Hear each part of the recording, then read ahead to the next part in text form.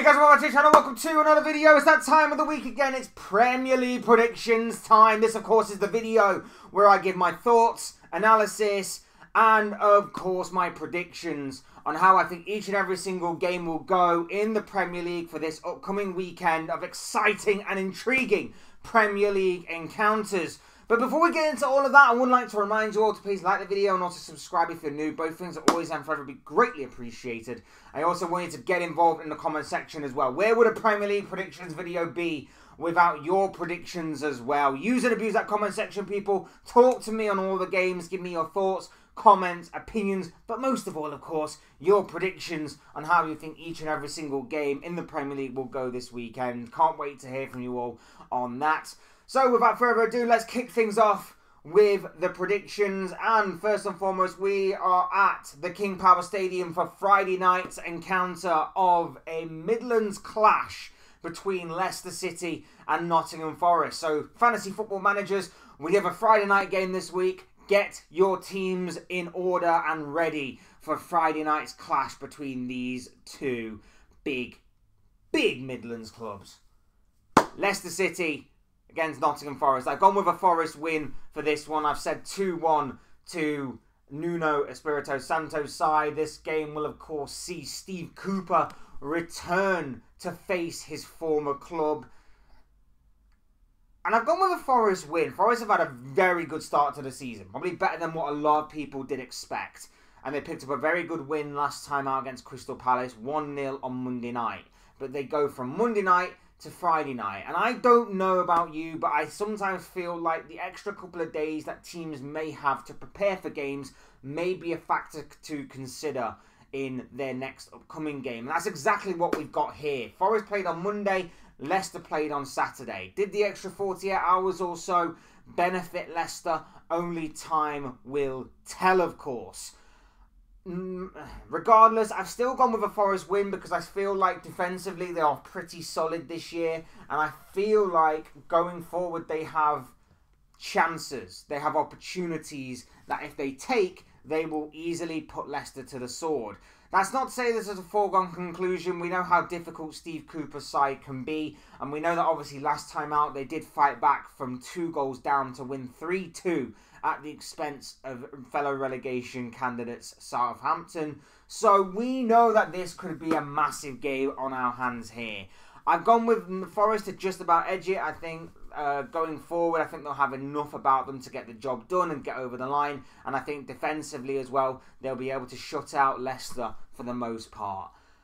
Gone with a 2-1 win to Forest. I think they'll get the job done, get across the finish line and take 3 points back to Nottingham. Next up, Villa Park awaits the arrival of Bournemouth and Aston Villa take on the Cherries. Both teams riding high off their recent results. Villa, of course, after their midweek Champions League exploits with a big win there over Bologna. And Bournemouth, of course, beating Arsenal in slightly surprising circumstances by 2-0. I've gone with a 1-1 draw. I feel like Bournemouth are a very good side. They've had a bit of a hit and miss start to the season, but for the most part been very, very good. I feel like they can get something from this game. And of course, Villa have had a very good start themselves. They're in the top 4. They're obviously riding high in the Champions League. But I just feel like, I don't know. I just feel like if I was to stick my neck out on the line and predict a winner, I would go with Aston Villa. I think in the final third, they will have enough about them to beat Bournemouth.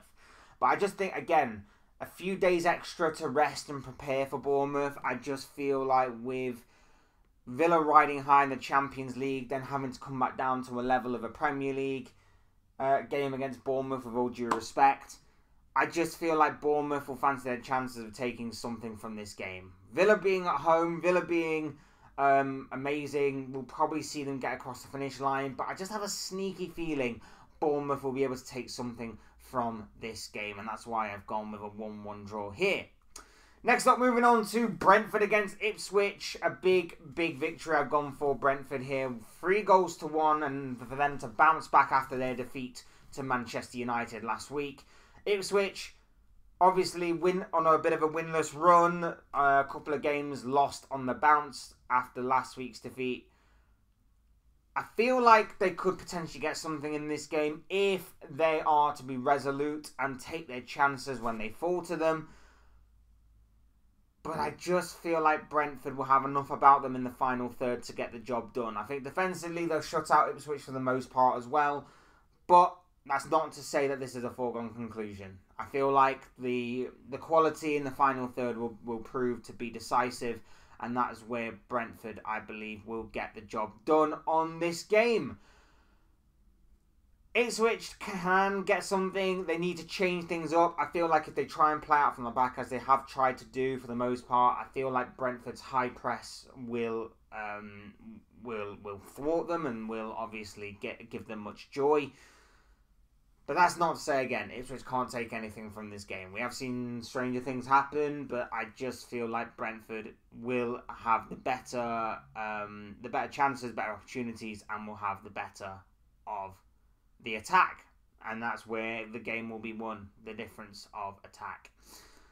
Next, we're moving on to the Amex Stadium, where Brighton and Wolves will clash at the Seaside. And I've gone with a 2-0 victory to Brighton here. Wolves are one of four teams to not win a game so far this season, and I think that run will continue here. But it's not been through lack of trying. They gave Manchester City a good run for their money last week, and they came very close to getting a point against the champions there, if it hadn't been for an extremely late John Stones goal in, I guess some may say, controversial circumstances. I personally didn't see it that way. But unfortunately, the games don't get any easier, and they're coming up against a Brighton side that have had a very good start to the season under their new manager, Fabian Herzula. I love just saying that name, is really weird. And I see their good run continuing. I think they'll fancy their chances of getting another win under their belts, and especially against the Wolves side, like I say, who haven't won so far this season. I feel like Brighton will certainly fancy their chances and will probably likely get the victory that they are wanting. I've gone 2-0 Brighton. I could see Wolves getting a goal here, but I think in the final third, Brighton will have enough about them to get the job done. And I think defensively, for the most part, they will stop Wolves from getting too many goals. If any goals at all. I can't really see Wolves scoring, but of course, from a set piece, from a counter-attack, from a defensive mistake, anything is certainly possible.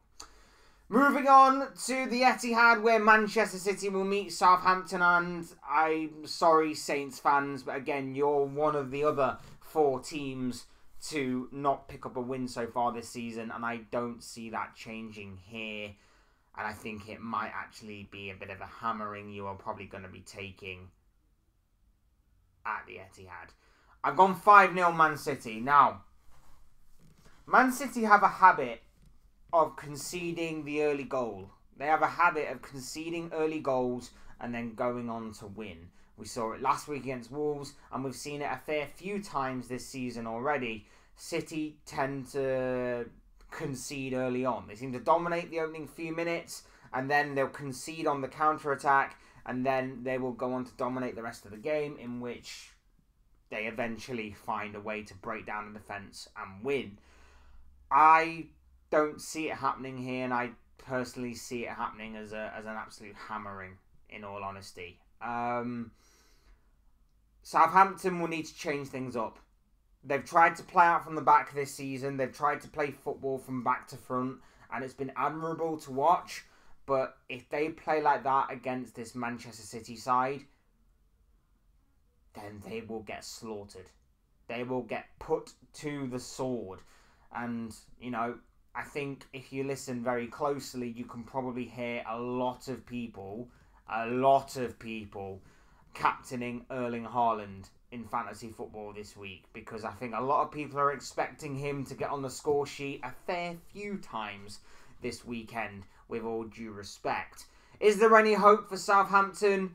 You look, if the stars align on any given day, if Man City are having a bad day at the office, maybe, just maybe, by hook or by crook, Southampton could get something from this game. Realistically, though, and the more likely scenario and a likely outcome is that Man City win this game, wipe the floor with Southampton, and get a fair few goals to add to their goal difference and their goals collection. I want to say Southampton get something from this game. Unfortunately, though, I think it's going to be an absolute slaughtering. I think it's going to be an absolute bloodbath. And City are going to walk out as 5-0 winners, in my opinion. Fingers crossed, though, I'm wrong. Fingers crossed, I am wrong. But I don't personally see it. Anyway, moving on. Saturday's evening clash will see a Premier League classic play out at Goodison Park as Everton take on Fulham, and I've gone with a 1-1 draw. Originally, I did think Fulham in the final third may have enough about them to win this game, but Everton have picked up a couple of decent results in recent weeks. Everton are looking like they are slowly finding their feet in this Premier League campaign, and Fulham are very inconsistent themselves, so this game could be anything, really. So I've decided to call it down the middle. It's a Premier League classic. It's a game that has played out time and time again over the years in the Premier League. And yeah, I'm going for a 1-1 draw. I think Fulham may have more in the final third. So if I was to lay my neck out on the line and pick a winner, I would probably go with the away side, in all honesty. But I think with Everton being at home, they'll get something from this game, I think. I think they will. And that's why I have gone with a 1-1 draw in this one. But again, not a foregone conclusion, and I easily could be wrong. So we shall see on this one. Moving on to Sunday's games. From first up, what a game this is. Stamford Bridge awaits Chelsea against Newcastle, and I've gone with a 2-1 win to Chelsea. Didn't think Chelsea played that bad last week in their defeat to Liverpool, but ultimately a case of really bad mistakes cost the Blues on that day. Newcastle lost to Brighton. They'll be looking for redemption and to bounce back from that defeat. They've got a big clash though, and it's a big clash for both teams. Chelsea, there's pressure on both sides as well. Newcastle, for obvious reasons. They obviously only have one game a week. They will obviously be looking to kind of get back into the European football picture. So they will need a big win here against a fellow rival for those spots as well. But for Chelsea, there is big pressure as well, because there's been a lot of talk about Chelsea this season, about how well Enzo Maresca's done, how much this Chelsea side are looking better. And of course, like I say, they did give Liverpool a really good game last week. For Chelsea, they need to win this game big time. Not only because they're the home side, but and not only because, like I said, with Newcastle, they're also facing a fellow rival for European football. But to kind of prove all this talk is correct about them, they need to win. They certainly need to win. They can't suffer 2 defeats in a row, or they can't suffer with another game that is winless, because all that talk is sounding like a bit of overhype and a bit of overrated nonsense to me, if that does happen. So I feel like there is big pressure on both of these sides. I feel like there's big pressure on Chelsea to win. And I think they will get there. I think they will get there, especially if they can tidy up their mistakes. If they cut out the mistakes, and obviously if the midfield is as good as what it was last weekend, and if they can create a few more chances against this Newcastle side, which I think they will, given the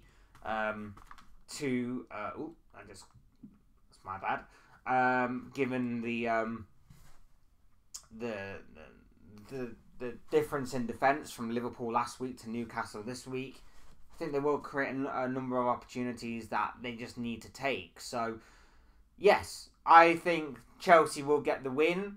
It's not a foregone conclusion, but there's big pressure on both sides to win this one. So I'm very much looking forward to seeing a very good game play out before our very eyes at Stamford Bridge on Sunday.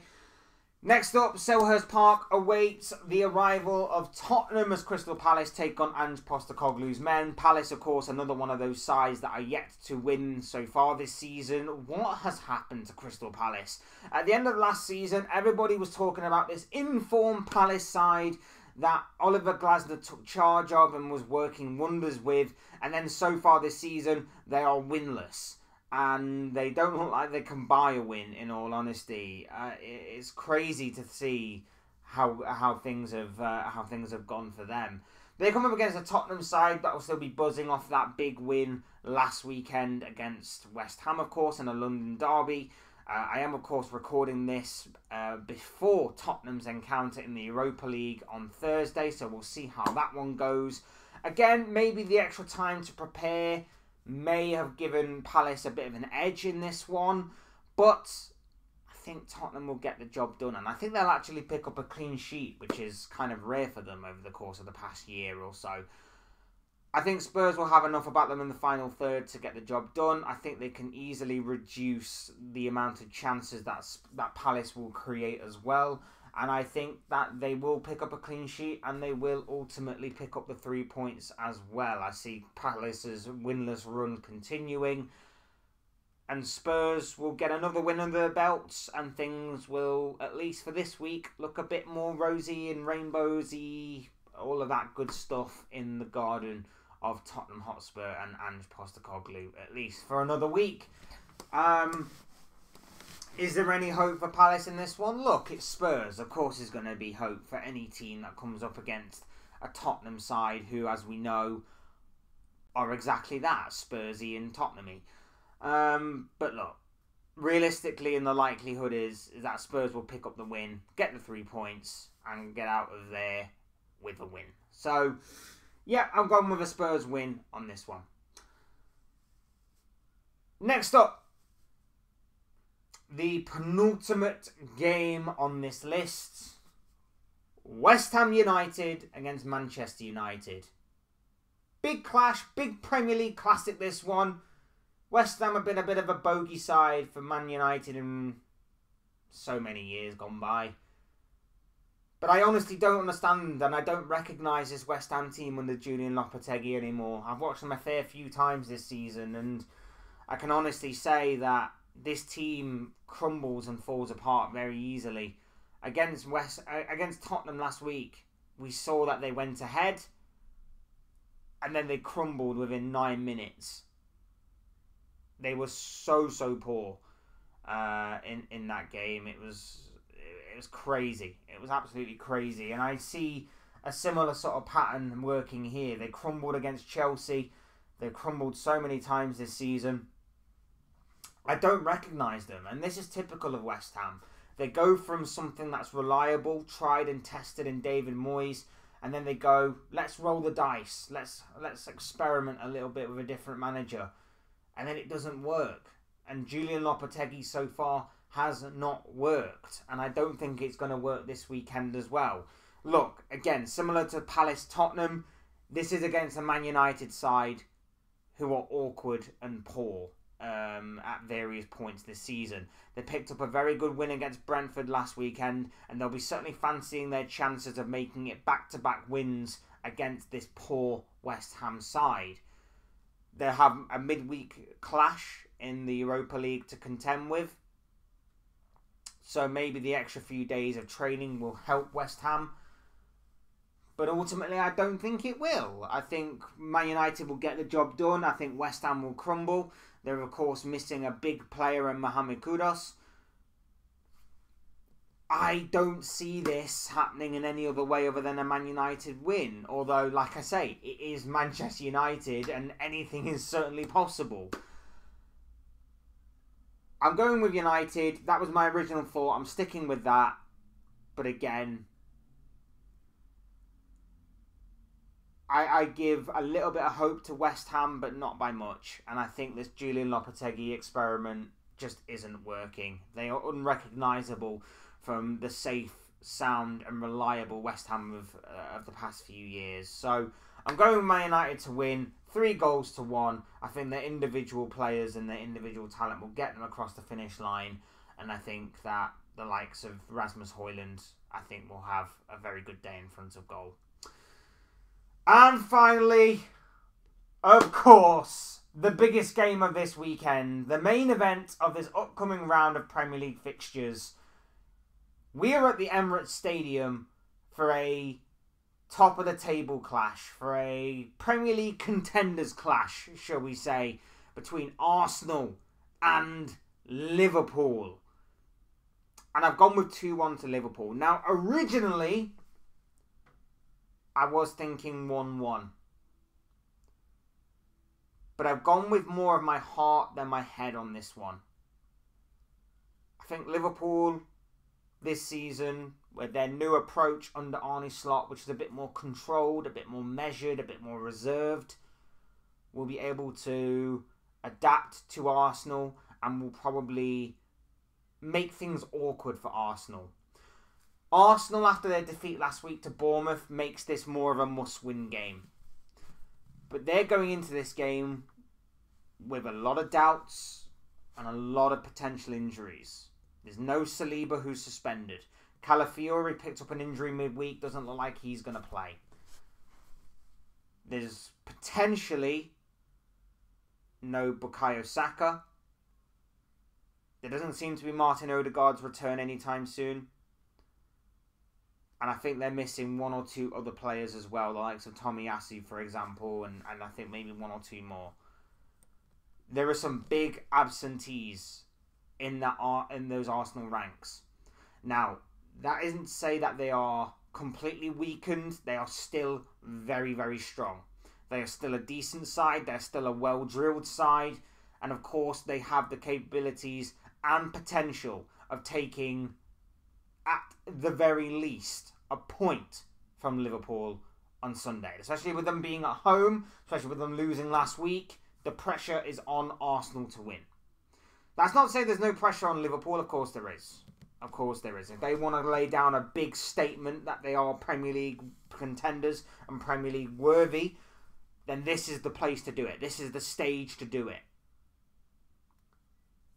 I just think that with all those absentees,